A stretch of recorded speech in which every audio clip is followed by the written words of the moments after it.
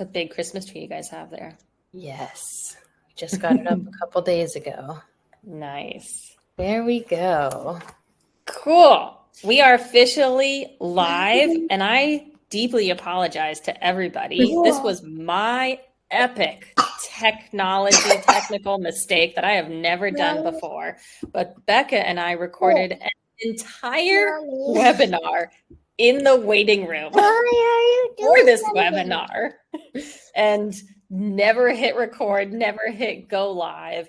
We just recorded a 25-minute webinar by ourselves. So I apologize to everyone who registered for this event, and whoever sees this in the future, probably doesn't apply to you, but for the people who missed it, I'm sorry. So let's start this over. Let's rehash this. Yeah. Okay. Where do we start? This is all about the 3 things that no one tells you about maternity leave. And this is very near and dear to both of us. So I'm Alexis Starks. I'm a maternity leave coach. I founded my company, Executive Moms. I help moms plan their maternity leave, plan the return to work, and advocate for themselves. And I have with me Becca. Hi, I'm Becca Duchateau. I'm a home birth midwife in Los Angeles. This is my assistant, Audrey. Excellent assistant skills. Yes, very, very handy.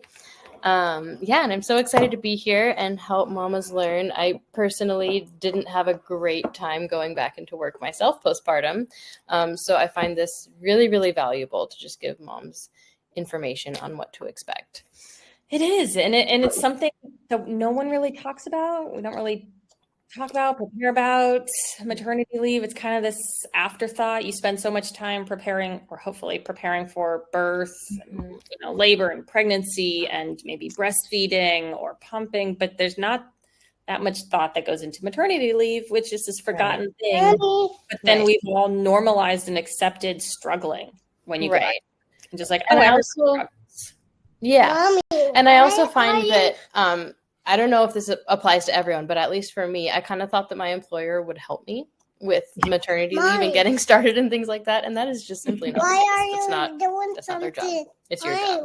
It's definitely not the case. You're lucky if you get a benefits packet that even has an overview of your benefits. You're lucky if that. And so, it's certainly not something that HR will provide or your manager. No. And so that's why it's important to plan ahead. And so I think if we talk about, one of the first big tips, or one of the first things that no one really talks about maternity leave, is that maternity leave is not really rest. It's supposed to be all about recovery. And this is really, really hard if you are, a career-driven, ambitious, high-functioning, or just work. It's hard to really turn off your brain, turn off your laptop, turn off your brain, and not be productive anymore. It's a big change to focus on healing and actual recovery. That's really hard. A big mental switch. Yeah, absolutely. Yeah. And I think one of the other things that you have to do is build a support plan. Like maybe your partner can do the cooking, or have groceries delivered, or someone else can do the cleaning. And so you can really just focus on recovering and healing. Right. Because you're really resting. You're focused. No, it's not a break. Yeah, it's not. You're trying to breastfeed. You're sleep deprived and exhausted. And it's hard. It's really hard. You're physically healing, but also you're going through such intense hormonal changes. And especially if it's your first baby, you're doing something you've never done before. And it is such a huge change. Everything you're trying is new. And then if it's your second or third baby, you're balancing a toddler on all of that. Exactly. Oops, my headphones are about to die. So now I'm going to do this. Without my headphones. Hi, Audrey. Hi. Yeah, with my first baby, I was very unprepared. And I don't think you can really prepare for sleep deprivation and really a lot of postpartum. Our dog is And then my second, I had a 15-month-old. now a new baby. And so it's very much like, okay, well, he needs attention, but she does a lot of attention at that age. Yeah. So I think so maternity leave is supposed to be focused on recovering. And I think we underestimate how hard it's going to be. Like, we really underestimate it. Yeah, absolutely. Yeah, I think, people talk about just the way maternity leave is generalized by society, especially in the US. It's, you have the baby, you go on maternity leave, then you come back to work.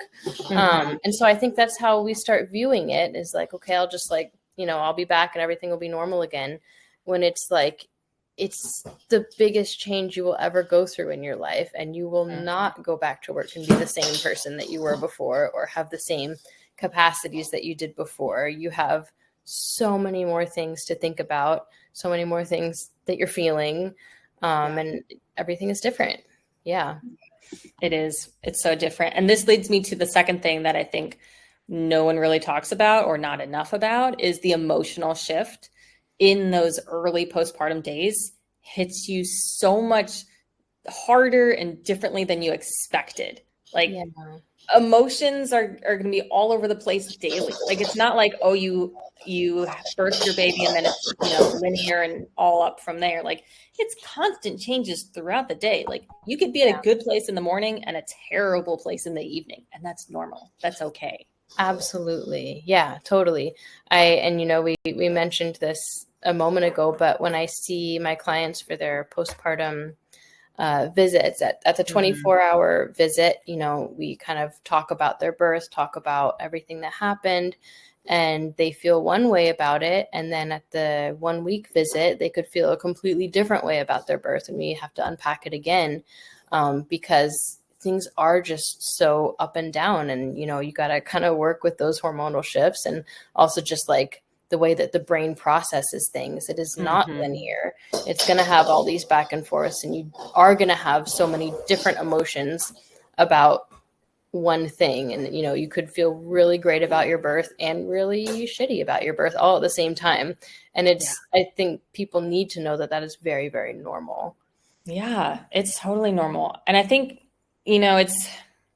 it's hard, especially when you're in the moment and those emotions are hitting you hard, and you're thinking, I should be doing X, or I the laundry needs to get done. Exactly. Whatever. And you're just like ragging on yourself and making it worse. And I think one thing that really helps is just lowering the bar, like lowering your expectations on everything that you wanted or thought postpartum should be, and just do the basic bare minimum. Right? Like, expectations are a huge piece of it. Don't expect to get projects done in your postpartum period or anything. Yeah.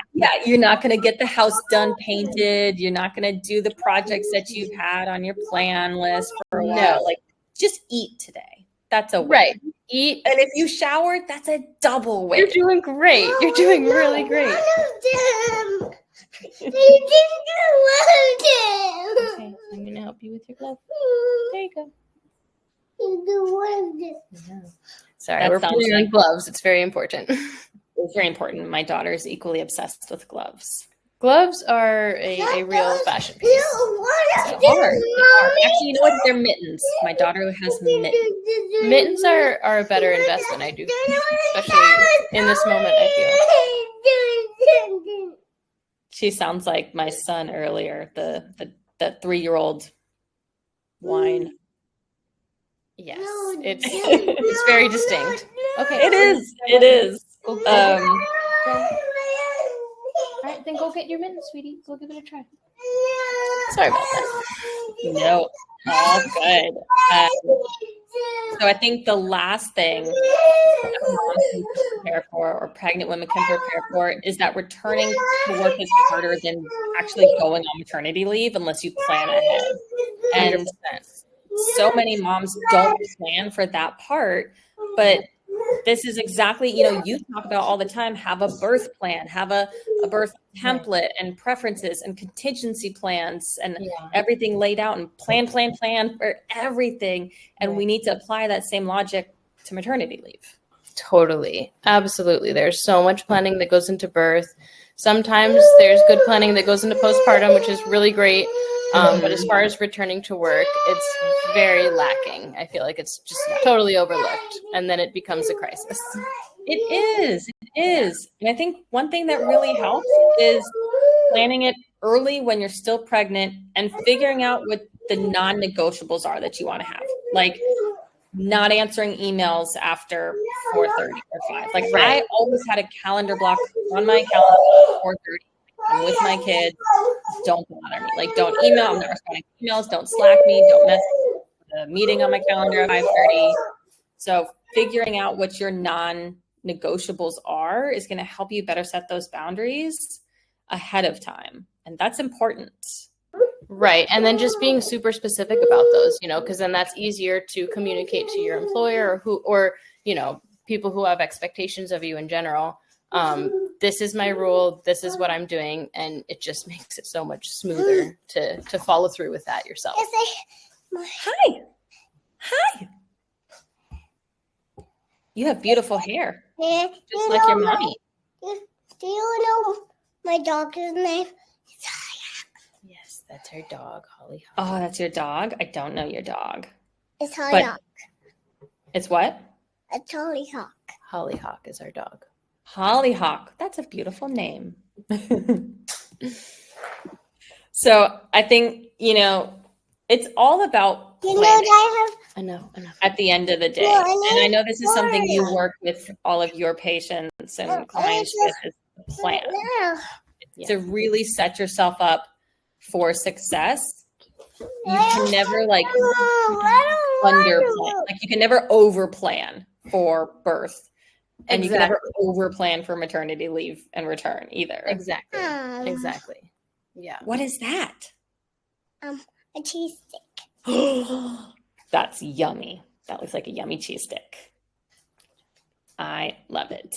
Well, you know what? For anyone who's watching this, if you do not yet have a maternity leave plan, if you've watched this and gotten this far and made it to this video, if you use the code webinar, and you can get 20% off of my maternity leave plan. I'll put a link to it in the description of this video and in the email for the people who signed up for this video to watch this. And yeah, you'll get 20% off of the maternity leave plan so that you can actually plan your return, plan your maternity leave, the return, and learn how to advocate for yourself confidently. Highly recommend doing this. Yeah. And it's so hard when you're postpartum to know what to say. Yes. And the system is not user friendly. It's not there for you. It's not. It's very not. difficult. Yeah.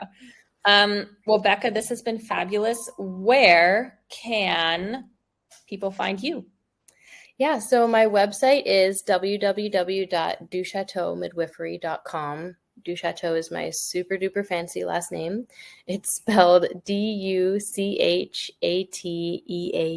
So www.duchateaumidwifery.com. And then my Instagram handle is @duchateaumidwifery, spelled the same way. Perfect. And we'll put that in the description as well. And my website is executivemoms.co. That's .co, not .com. And I'll put a link to that and to the maternity leave plan in the description. And again, if you use code webinar, you get 20% off for watching this video. Love it. Yeah. Awesome. Oh, and my Instagram is just my name, alexa.starks.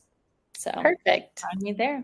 But yeah, it's been so great talking with you, Becca. Thank you so much. With Audrey, you you've been a wonderful assistant. Thank you for being patient with my little one. Hey, I mean, that's the epitome of working motherhood. And it's real. I love this is reality. I love having kids join calls because it's like this is something we need to normalize. Yes. Normalizing is a part of life.